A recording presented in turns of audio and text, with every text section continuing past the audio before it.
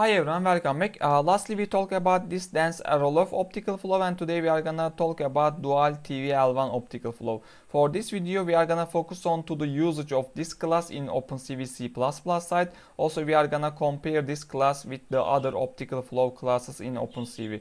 And for the next video, we are gonna focus to the member function and their usages and what those parameters are meaning. So we are gonna do that in the next video. And already I made the comparison table in here. These three we are already learned. You can stop the video and check them detailedly maybe, but for this video we are gonna focus to this TVL1 optical flow. Actually this is based on an algorithm. Let me show you that one. This is the article which is explaining this TVL1 optical flow algorithm. The people who are really interested about the mathematical and about the details, they can check this article. And but we are just gonna focus on advantages and disadvantages, why in which cases we need to use this one. For this video we are gonna focus on that one. Okay, the main advantages is really robust to the noise and also is used for large displacements. Large displacements means, for example, in your video there are some faster movements. In that case maybe TVL1 is gonna be better choice for your case. Okay, disadvantages: this is slower. We can also check in the code part. This is slower comparing to the others, but about robustness, I think these three is not better than this. I can say that this is better comparing to the other three. Of course there's gonna be some cases these three is gonna be better than this one, but most of the cases I can say this is about the robustness, this is better than the other ones. But of course you need to think about the speed also, because it's also very important. And this is mostly used of course for object tracking, but in some cases it's also used for video segmentation. Okay, we can switch to the code part. This is the code from the previous video. We focused on dense array of optical flow. Maybe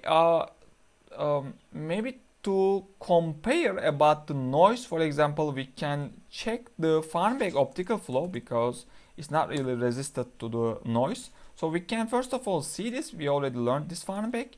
So we can check the result with this billiard example, and after that at least we have a reference, so we can see how it's resisting to the noise. Okay, but yeah, this is should be grayscale, of course.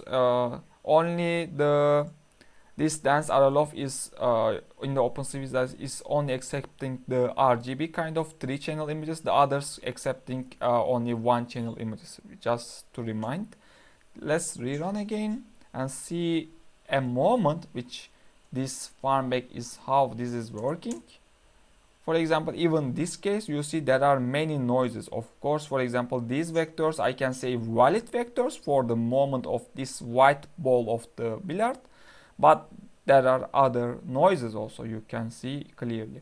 Okay, maybe for this moment we can compare our new, which is just little back maybe. Okay, because in the namespace, this the new one, the DualTVL1 optical flow. Okay, this is already converted to gray. I'm not always maybe people who are really directly watching this video, maybe they are gonna confuse about this code part. They need to check the first video of the tracking, because I'm not always explaining what these are meaning. Okay, we switch to this one so we can see the result for the our new algorithm, which is DualTV1, and let's come to that moment. Maybe you don't feel, but I can feel easily this is really slow comparing to Farnbach. This optical flow is really slower. Okay, for example, for this moment there is only one vector because we are just checking each I think act, yeah, each act pixel we are checking currently. But if we decrease the